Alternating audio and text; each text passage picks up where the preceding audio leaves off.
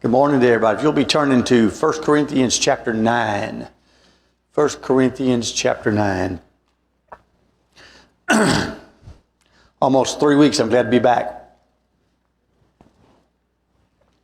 I thought just for a moment, since Andy talked last week about chapter 8 and the first 11 verses of chapter 9, to kind of give a little summary and just make sure that we understand where we are. In chapter 8, Paul is telling the people to abandon their right to eat meat offered to idols if it what? If it offends the brother. If it causes the brother to stumble, as he says in the last verse of that chapter. And then he starts giving a defense of his apostleship, but I also believe that he's also given an example of himself giving up wages to not hinder the gospel of Jesus Christ, which he says in verse 12. So as he begins in chapter 9, he says in verse 3, he says, "My defense to those who examine me is this." And Andy covered last week, as apostles, they have the right to eat and to drink. As apostles, they have the right to have wives. That every person who works, who has a profession, a soldier, a vine dresser, a shepherd, has the right to partake of what they do. Then he goes on in verse 8 and 9 and talks about the law teaches, the oxen even should not be muzzled. And then he talks about that we ought, in verse 10, that the people ought to reap the benefit of their work. And he says, in verse 11, I think is fascinating. He says, "Since we give unto you things that are spiritual, should we not be able to reap that which is physical?" And then we get to where Andy left off. I think he did half of verse 12 last week. In verse, let me get over to it. In verse 12, "If others are partakers of this right over you, are we not even more? Nevertheless, we have not used this right, but endure all things, lest we hinder the gospel of Jesus Christ." So another point that Paul makes is you're already giving compensation to others. Now, if we ever get over to 2 Corinthians, you will see what Paul thinks about some of those others. He says in chapter 2 and verse 17, most are peddling the gospel. They're not preaching the gospel for the gospel's sake. They're doing it to line their pockets, which may be something that some of the people are thinking about Paul. If Paul takes the money, if Paul takes our support, then he's just doing it for the money. He's not doing it for the gospel. And it may be those others who are sitting there saying, well, if he doesn't take our money, he's not really an apostle. So you see what Paul's having to contend with here. And what's Paul's point about this whole thing about compensation? I have the right to be compensated. But because of the gospel, as he says at the end of verse 12, he says, "Nevertheless, we have not used this right." Just like he told them in chapter 8 to forego the eating of the meat offered to idols, to not hinder or cause a stumbling block before the people. Guess what? He's doing the exact same thing when it comes to this compensation. He does not want to hinder the gospel of Jesus Christ.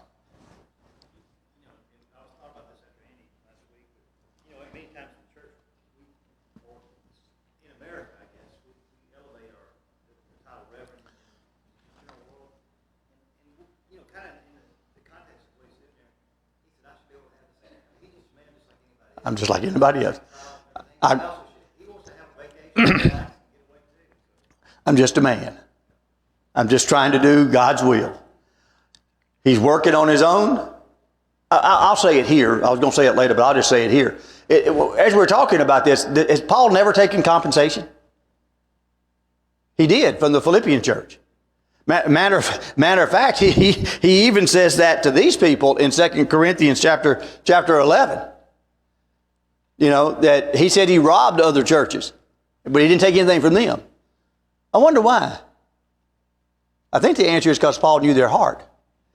He knew what kind of people they were, what they were thinking, what they were saying. Remember all these reports coming back to him.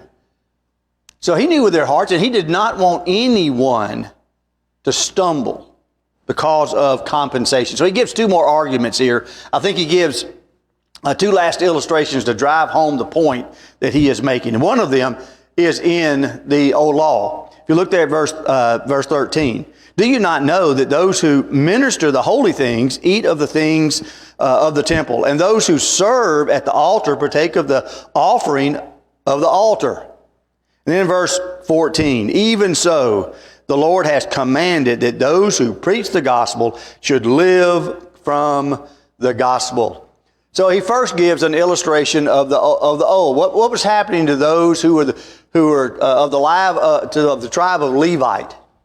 How did they sustain themselves? The answer was God sustained it for them. They were not farmers. They were not sheep herders. They were tending the tabernacle, later on the temple. Some of them were offering inside of the temple, so therefore they were in the tabernacle. Therefore they were the priest. And how were they to be sustained? From what was left over from the offering, the grain offering, the meat offerings, the drink offerings. So he gives that illustration first. And then he says that I think something very, very important for us to catch there in verse 14.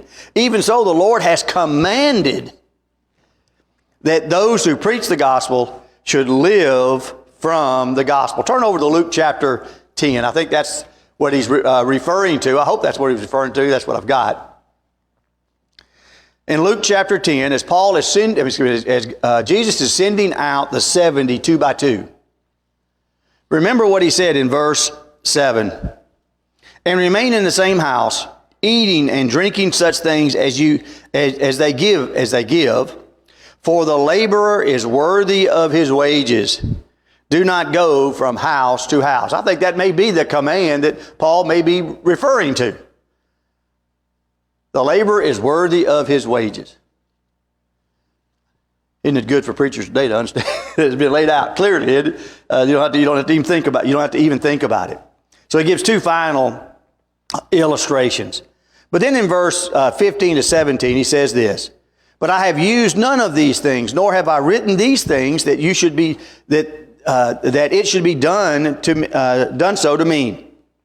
For it would be better for me to die than that anyone should make my boasting void. For if I preach the gospel, I have nothing to boast of, for necessity is laid upon me. Yes, woe is me if I do not preach the gospel. For if I do this willingly, I have a reward. But if against my will, I have been entrusted with a stewardship. Paul has the right for compensation. But Paul chose to forego that right. I think as an example for them, but he forgoes that right. And he says in verse 15, he says, but if I have not used these things, and then he says, I'm not writing this that you send me money. I want you to know that I have my reward already. And what is that reward that he says that he has? In verse 18. What is my reward then? That when I have preached the gospel, I may present the gospel of Christ without charge, that I may not abuse my authority in the gospel. He does not want any of the people in Corinth to use the wages that are given to him as an excuse to turn away from the gospel. He knows their minds. He knows their hearts. Through the inspiration of the Holy Spirit, he obviously knows. And he doesn't do it. He already has his reward. What is his reward? His reward is them. The privilege that he has to preach the gospel. I want to go back just up a little bit here in this. You notice in verse 16, he talks about let's say, yes, woe is me if I do not preach the gospel. 1 Timothy chapter 2 and verse 7 says that he was appointed to be a preacher and an apostle. Other verses say he was chosen. To him, he has an obligation, a responsibility to the gospel first. And if he does anything that would hinder that gospel, woe is me. Matter of fact, he says before that, he says, it would be better for me to die than to hinder it. I just ask myself sometimes, Richard, you got that kind of faith? You got that kind of understanding in your mind that the gospel comes first in everything that we do? That's what Paul's saying here. The gospel has got to be first. I cannot hinder the gospel in any action that I take. Now remember, Paul is not talking about, in any of this, he's not talking about things that are law, a part of the law of Christ. He's not talking about changing God's law at all. He's talking about things that are matters, the world would call it matters of opinion. I would say things that are not essential for our salvation. I always think about that, and I'm thinking to myself, we have the Lord's table somewhere, where I guess it's back up in there. But on the front of the Lord's table, do this in remembrance of me. Where in the Bible does it tell me I have to have, do this in remembrance of me on the table? What if I put it up there on top? To some people, that would offend them. To some people, that would hurt them. And if I knew that, what would be my responsibility? Not to do it. That's what he's saying. Richard, just give in that you may help that person on their walk. And don't be dogmatic about things that don't matter. The gospel of Jesus Christ is the only thing that matters. The souls of people is the only thing that matters. That's what Paul's trying to get across. And even if I have to, Paul says, even if I have to give up what's duly mine, the ability to be compensated, I do it for the gospel's sake. I do it for your sake, that you will have the ability not to be hindered in your walk. And then in verse 19, for though I am free from all men, I have made myself a slave to all that I might win the more. Isn't that an oxymoron? I'm free. I'm not a slave. In this case, he's free because he's not taking any compensation from them. I'm a free man. But what does that freedom allow Paul to choose? That freedom allows him to be a slave. Allows him to choose to be a slave. A slave for what? A slave for the gospel. A slave for Jesus Christ. A servant of Jesus Christ. Folks, this is a choice that we have in our Christian walk, is it not? We have a choice. Paul chooses. We have to choose. Every day of our life as a Christian, we have to choose. Are we doing things that enhance the gospel, or do we do things that hinder the gospel? Can we give up some things in life, or some things at church, or wherever it may be, not to hinder somebody in their walk? Now, I know most of us, but my two young boys, and they're not young anymore, my two young boys, I love them to death. But they don't get this chapter. They don't get this point. Because they say if I have the right to do it, I ought to just do it. They're the ones that need to change. And I love both of them, but that's what they do. They're the ones that need to change. I don't think Paul is saying that.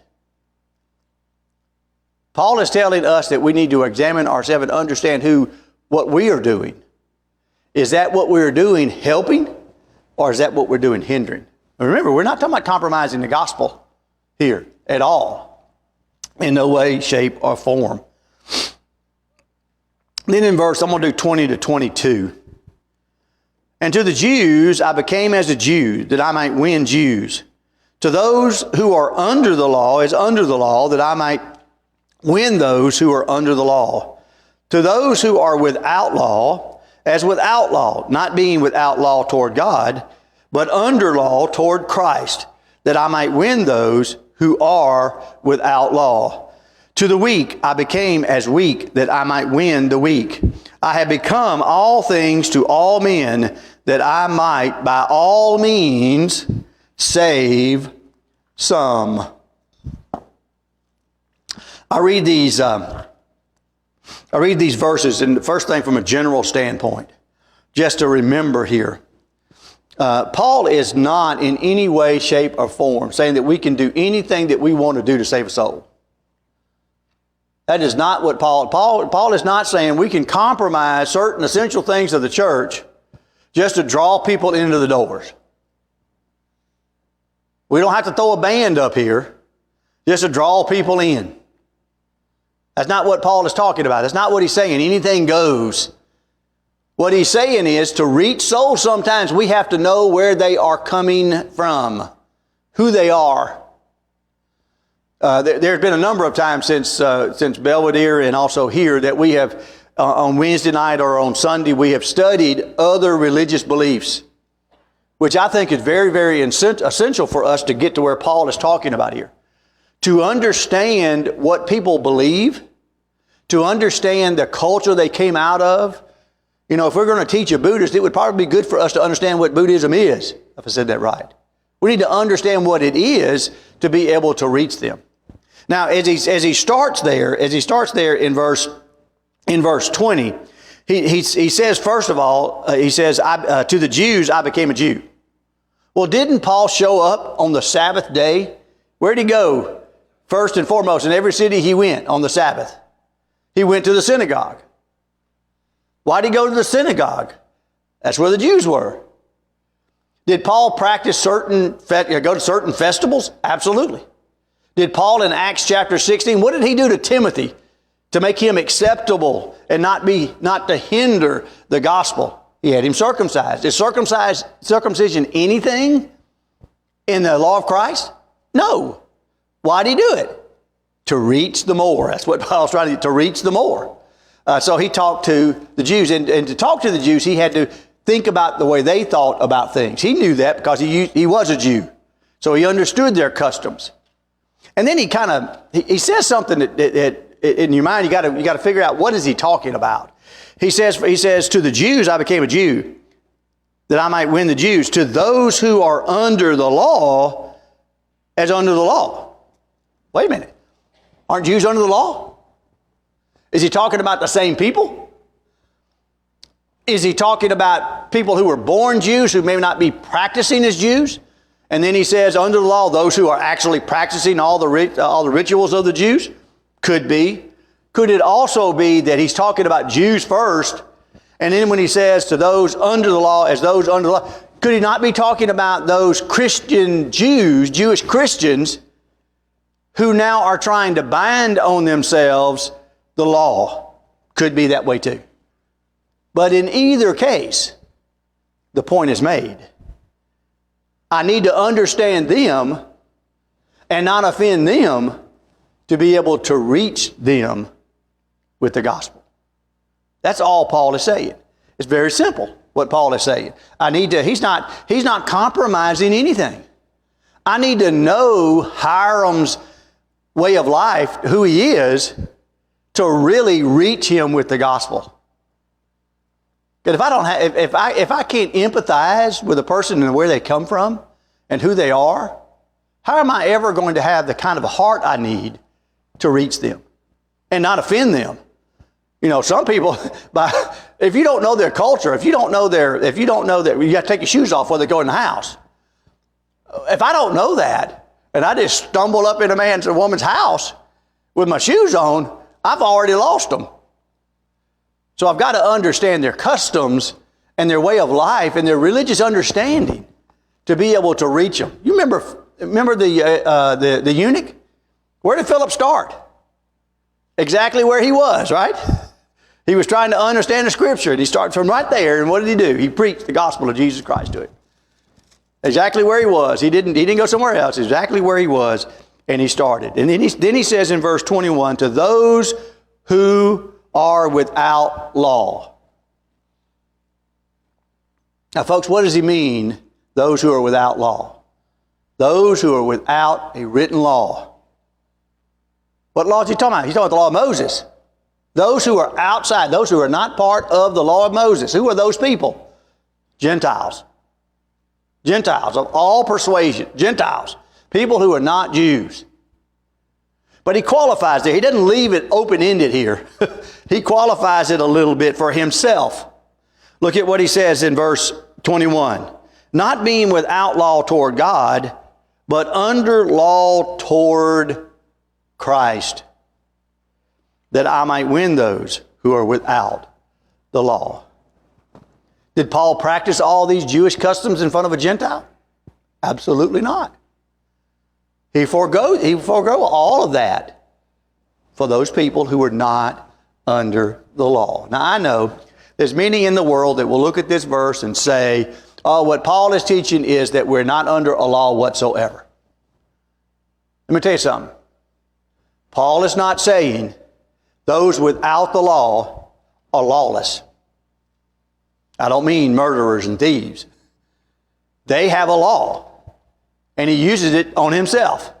He says there, he says, not being without law toward God, but under law toward Christ. What law is Paul under? The law of Christ. What law should the people of Corinth be under? The law of Christ. What law should we be under? The law of Christ. These people are subject to the law of Christ. If they want to go to heaven, there's only one path there, and that is through Christ Jesus. Remember, from the beginning of time, we've all have been under some type of law. What was the law in the garden? Don't eat of that tree. What was the law after that? The law of the patriarchs. Then we had the law of Moses. And now since Christ died upon the cross, now we have the law of Christ. And we have everything that we need written for us to understand that law. Other passages call it the law of liberty. Some passages call it the law of the Spirit.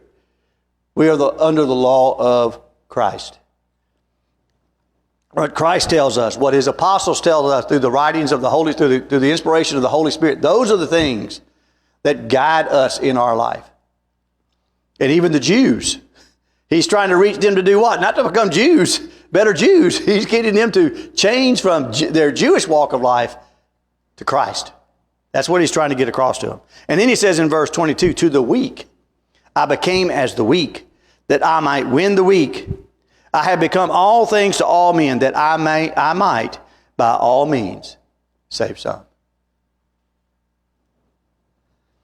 I don't know how many people Brother Darrell has shared the gospel with, but I bet you he doesn't have 100% success rate. Matter of fact, it would probably be a sad thing to think that it was probably a really, really low number. That those who have heard the gospel and turned to it. Now in this verse, he's talking about the weak. Who's he talking about? He's talking about Christians. He's talking about those in that congregation who are Christians, Jewish converts and Gentile converts. Remember, what did he say? What did he say in chapter 8 and verse 13? Therefore, if food makes my brother stumble, I will never again eat meat, lest I make my brother stumble. Are those people weak? Yes. And how does Paul react to it? He doesn't want to hurt them. He doesn't want to cause them to stumble. And so to the weak, he tries to empathize with what they're going through. Folks, there are a lot of people who convert to Christianity, who convert to Christ, who come out of other religious bodies, who struggle for an awful long time to let go of where they came from. Would we call them weak? The answer would be yes. Do we just ram it down their throat? Or do we try to help them to overcome it? That's what Paul's talking about. Absolutely. Can you imagine, and I think about this in my own mind, can you imagine the struggle on families back in that day? Where you had one or two people from a family hear the gospel and turn to it, and the rest of the family remained Jews or Gentiles, pagans. Can you imagine the pressures that they were under? Can you imagine the turmoil that had to be in their minds and in their hearts and that? It is so important for us to understand where people are coming from. And that's what I think Paul is trying to get across here. We have to understand who they are and what they're going through to be able to teach them the gospel of Jesus Christ. The ability to encourage them, even when they become Christians, to get stronger. I think that's what Paul is trying to get there. And then in verse 23 he says, now this I do for the gospel's sake, that I may be partaker of it with you. Paul does all of this for what purpose? For the gospel. But guess what? Even Paul get something from it. He's a partaker of the gospel. And for everyone who becomes a Christian, the body of Christ grows. Can you imagine in Paul's mind, everybody, all these churches that he has planted everywhere he's gone, that he feels like he's a father to? Can you imagine? Just like having a new birth, no matter where it is. He's in Ephesus. There's people being baptized into Christ in Corinth. Everybody who's being baptized into Corinth is part of his family, part of God's family. So he's a partaker of that. Just like when we send out missionaries, and missionaries teach the gospel of Jesus Christ and people convert, we're part of that, which is so beautiful to think about. We are part of that, even though we can't do it ourselves. And so he's a partaker of that. And then Paul gives something I think is really, really unique. He gives them an example of the importance of the gospel race, and more importantly, that if we don't fulfill it, what's going to happen to us. Now, I need to say this because I think the people of that day would remember it, understand it. Sporting events in Corinth were important. The Isthmian Games was in Corinth. Second only in prestige to the Olympics. So they are well aware of how to compete, that things happen. Matter of fact, I understand from reading last night, which I had to do around getting around the children and trying to read and understand what was going on and take care of them at the same time because they were at the house, the grandbabies were. But what I read last night kind of jumped out at me. They say that 30 days prior to the Isthmian Games, the athletes had to come to Corinth and be exercised to make sure they could do it. And then their qualifications were met to make sure they were qualified. And if they fell short in one area, they were disqualified from competing. Now take that and put it to what Paul says here at the end of chapter 9. Look at verse 24. Do you not know that those who run in the race all run, but one receives a prize? Run in such a way that you may obtain it. And everyone who competes for the prize is temperate in all things. Now they do it to obtain a perishable crown, but we for an imperishable crown. Therefore I run thus not with uncertainty, thus I fight not as one who beats the air, but I discipline my body and bring it into subjection lest when I have preached to others, I myself should be disqualified. How should we run this life as a Christian? How should we compete? He says first in verse 24, that we run the race to receive a prize. Now in that day, if they won a prize, that prize wasn't much to it. I was listening to the ladies' golf going on this week, and they have two amateurs that were really high up in it yesterday. They kind of fell away out of that, up there. And they were talking about what they would have to forego if they won. Answer, their prize would have been $1 million. But because they were amateurs, they wasn't going to get that $1 million. But in that day, the prize wasn't much. You know what the prize was? A woven crown out of olive branches. That's what they got. I guess, to an athlete, the prize is a prize. The win is the win. I read that and I say, but one receives the prize. It's not like it is today that everybody gets a trophy. One gets the prize. For us, what's the prize? To us, it's heaven, which gets us, I think, into verse 25. What's going to happen to that crown of olive branches? It's going to wither away. It's perishable. It's not going to survive. But what's going to happen to that prize that God has promised them and promised us? It is going to be around for all eternity. And what's our blessing? If we receive that prize, we will have, as the book of Revelation says, we will have a victory crown that is imperishable, that will not fade away. I think that's 1 Peter will not fade away. 1 Peter chapter 5 and verse 4. And then in verse 26,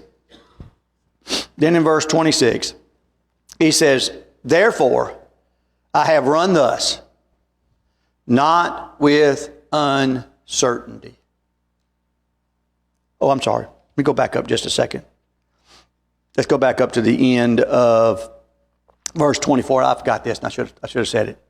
Run in such a way that you may obtain it. When I was young, I was skinny. And so I did a lot of things at school. I played every sport I could play. I was not very good at basketball. But I used to run track. I used to pole vault, believe it or not.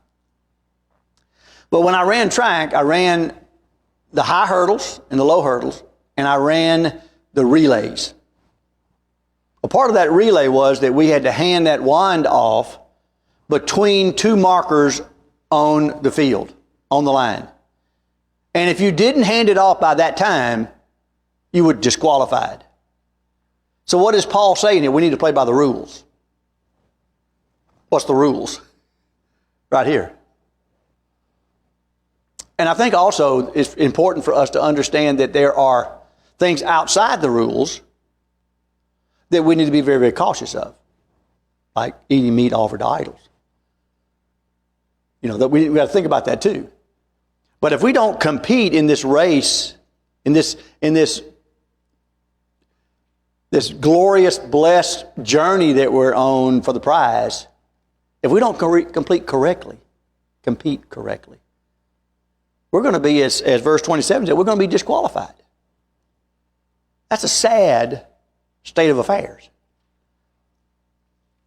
So he's trying to challenge these people, and I think challenge us too, that we need to not only compete for the prize, put the prize in our focus every day, and strive to get ready for that prize. Try to do whatever it takes to discipline our bodies, as he'll say in a few minutes, to get to that prize. And then everything that we do toward that prize is done in God's ways, not my ways. We have to compete by the rules. And he says in there in verse 26, therefore I run thus, not with uncertainty. Folks, we can be certain. God is a promise keeper. He has promised us heaven if we are obedient. He's promised us if we are forgiven of our sins are wiped away. And the blood of Christ continually cleanses us. Folks, we have that promise. He is not going to let us down. We can have confidence. If we do everything that we are told to do, we will be in heaven. We will have that prize that will never fade away, as 1 Peter chapter 5 and verse 4 says. He says, therefore I run, thus not with uncertainty. Thus I fight, not as one who beats the air. I was just thinking about a shadow boxer. That's all I could visualize in my mind when I read the end of that. A shadow boxer just beating in the air. What's he gaining out of it? I guess a little bit of exercise, but not really getting anything out of it. We're going to get something out of it. Not only in the end with the prize that we're going to receive. You know, when I was really in school, when I was training the pole vault, I actually got a lot stronger in my training. I was stronger because of what I was doing. I think the same is true in our Christian walk. We may be striving for that prize, but along the way we get stronger as a person. And we get stronger as a member of God's family. So therefore, I think we are happier and more content, as Paul says, because of our interaction with our goal of that prize of Him. But he says, I discipline my body and bring it into subjection. Folks, if you take that from an athlete standpoint, you would understand that he cannot eat certain foods, she cannot eat certain foods, and that kind of, there's a regimen that a person has to do to be an athlete. Just like there's a regimen that we have to have as Christians. We cannot dabble in worldly things and expect that we are not going to be disqualified. And the reason for that is because we're not disciplining our bodies. We're not disciplining our minds. We're not disciplining who we are. We have to, everything that we do has to be from a standpoint of, is this something that God would have me to do? I guess the old bracelets, what would Jesus do? What are we doing to discipline our bodies?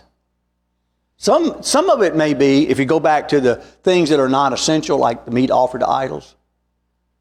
Am I having a conversation with myself that I'm changing the way, my attitude about it, that I don't hurt someone else? That's disciplining your body. That's disciplining yourself. Now, I don't have to worry about it in my house. My wife's going to discipline me. I do one of the things, she's going to let me know. But folks, Pam's not always with me. So am I disciplining my body? Because if I don't, what's the outcome of this athlete who doesn't prepare correctly? He's going to be disqualified. He's going to step over that line when he's in that lane. He's not going to pass off that baton in time, and he's going to let down the other three that are with him. I think about that, and it scares me to death. Richard falls, guess what? Is that going to impact my family? I think so. We just have to be very, very careful and understand that we have to discipline ourselves because we have a goal in mind, and that is that prize. Because if not, we are going to get or be disqualified. And I think Paul uses the Israelites' escape from Egypt in the Exodus as that proof. Look at what he says in chapter 10. And I'm going to read the first 4 verses and we'll come back and talk about it. Many times in classes I've heard people talk about these are things that are shadows of things that are going to come. There's a bunch of them here. There's a bunch of them here. Look at what he says in verse 1. Moreover, brethren, I do not want you to be unaware that all our fathers were under the cloud. All passed through the sea. All were baptized into Moses in the cloud and in the sea. All ate the same spiritual food. All drank the same spiritual drink. For they drank of that spiritual rock that followed them, and that rock was Christ. So he gives an example here of a nation that the Jewish Christians would understand, no doubt. But I imagine even some of the Gentile converts of that time understood these things. And so he gives this example, and he says to them, he says, all our fathers. Not just some, talking about Jews. All our fathers were under the cloud, Exodus 13. By the day, pillar of cloud, and at night, pillar of fire. And then he says, all passed through the sea. But you can't leave out of that the next verse. And all were baptized into Moses in the cloud and in the sea. Here's the first shadow that he gives.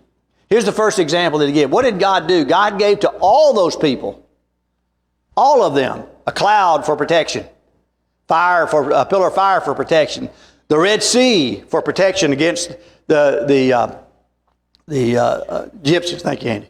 Egyptians, get it right. But listen to how he says it. All were under the cloud and passed through the sea. All were baptized. As the sea parted, walls of sea on the right and on the left, what was over their head?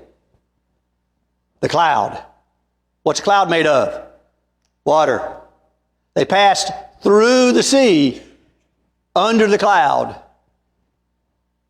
Symbolizing what for us? Baptism. Just like he says, they were baptized, like the way he says it, were baptized into Moses. Baptized into Moses. They were slaves of Pharaoh. And after they passed through that sea, they became gods. And who was going to be their earthly leader? Moses. The spiritual leader, Moses. Now keep that in mind because we're going to come back to it. And then he says what? He says all ate the same spiritual food. We know that. We know that when they complained, what did God give them? He gave them manna. He gave them quail. Then he says, and all drank the same spiritual drink. On 2 occasions, right? On 2 occasions. They complained, and what did God, because they didn't have any water, and what did God do? From the rock, he brought forth water. Now, I like the way he says this now. They had spiritual manna. Physical manna. They had physical quail, physical water. But Paul calls it spiritual, because where did it come from? It came from God. It came from heaven. And it came to them because of what? Because of their minds, their complaining. God gave it to them. It's spiritual. And then he says at the end of that, he says that the spiritual rock that followed them. I can find nowhere in my Bible where it talks about a rock that followed the people of Israel. But he qualifies that. And he says, and that rock was Christ. What does John 1:1 tell us? In the beginning was the Word, and the Word was God. The Word was God, right? And then he says in verse 14, and the Word became flesh. Who's he talking about? He's talking about Jesus. If Jesus was there from the beginning, day one of the creation scene, if he was there, is he not there with these people? Is God our rock? Is he with us all the time? Absolutely. Is Christ not God? Yes. He's our rock. He's with us all the time. At that time, he was there spiritually with them. At the time of Jesus' 30th birthday thereabouts, guess what? He was there physically with the people there. And then 3 years so later, he dies. And is he with us spiritually today? You betcha. Now let's go back just a second. What does he say? Look at that word all. All our fathers. All under the cloud. All passed through the sea. All were baptized. All ate. All drank. God provided for all of the Jews. All of them. But what happened? Verse 5. But with most of them, God was not well pleased, for their bodies were scattered in the wilderness. God provided spiritual blessings for them as a whole. And what was their response to God's spiritual blessings? They were scattered. One thing jumps out to me, and Bob Allen mentioned it many times while we were in the Old Testament. How many fighting men came out of Egypt? 603,550 fighting men. Okay, let's just use that number. Now, we're not talking about women and children. Let's just use that number. I like the way the apostle says it here. Look at what he says. But most of them. Isn't this an understatement? If most of them failed, how many is most? How many actually went into, at that time, around Mount Sinai? How many of them actually got to the Promised Land? 2. Joshua and Caleb. So let's just use 603,550. That means that 603,548 of them were scattered bodies on the ground in the wilderness. And that's most, if not all, only 2. What's the shadow for us? Since Christ came to this earth, has he not blessed all people with the gospel? Has he not blessed all people with the opportunity to become his and to be forgiven of sin and to be able to get to that prize? But what's the sad thing to remember? Not all are going to find it. And not all are going to choose it. We have a blessed opportunity because we have a rock that's there for us. These people saw it. What's Paul's warning to these people at Corinth? You better be careful. You could be disqualified by your attitude about others if you're not careful. Then he says in verse 6, now these things became our example, to the intent that we should not lust after evil things as they also lusted. Everything that we can do for us to grow as a Christian, to not be disqualified, is right here. All we got to do is look at the examples of how we ought to conduct our life and how we ought not conduct our life. Paul's just raising up these people of the Jews for one purpose. Look at it. Use it to your advantage. Don't do what they did. Don't be disqualified. Don't lust after evil.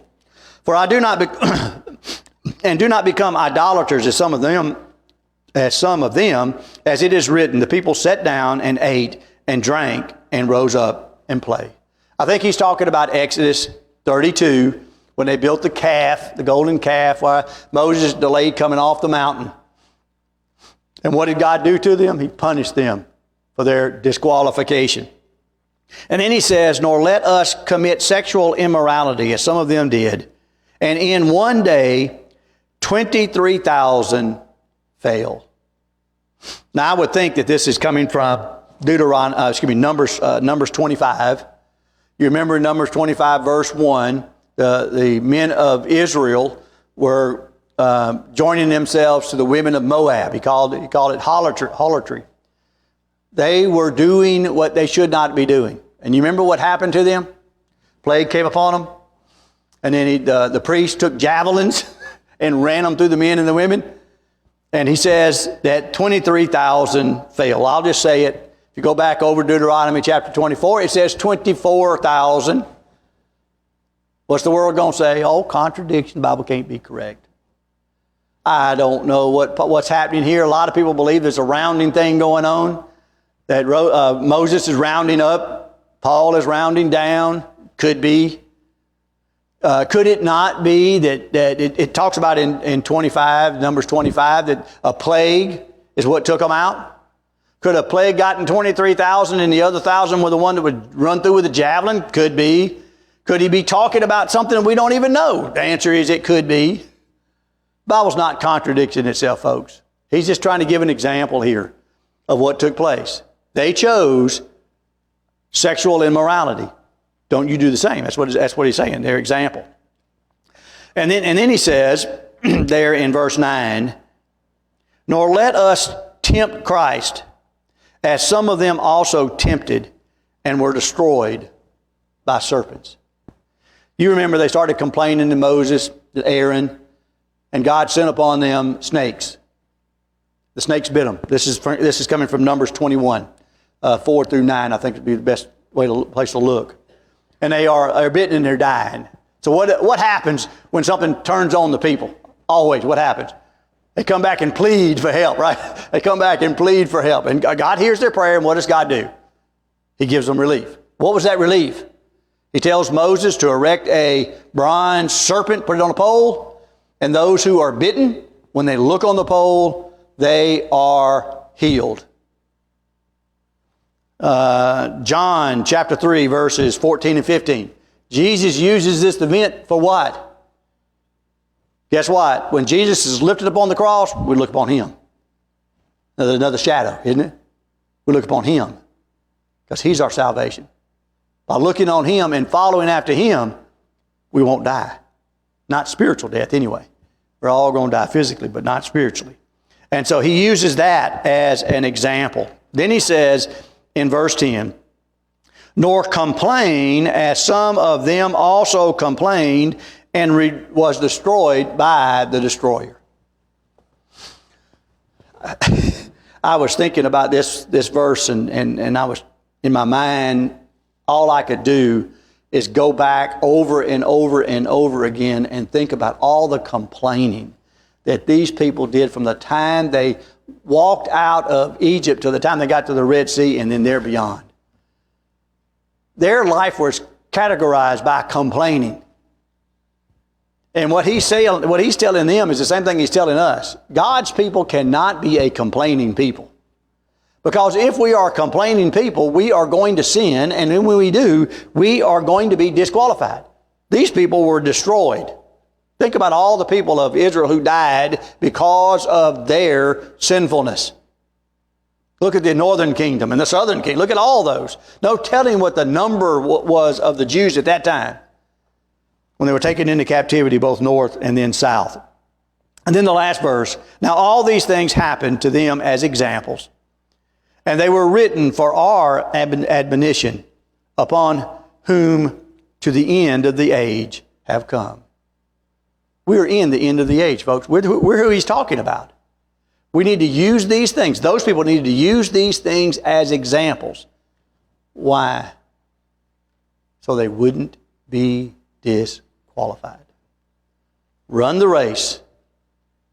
Be the kind of Christian that would bring people to Christ, and be the kind of people that would keep people in Christ by being very, very careful how we deal with them. All right, next week, Andy will pick up right there.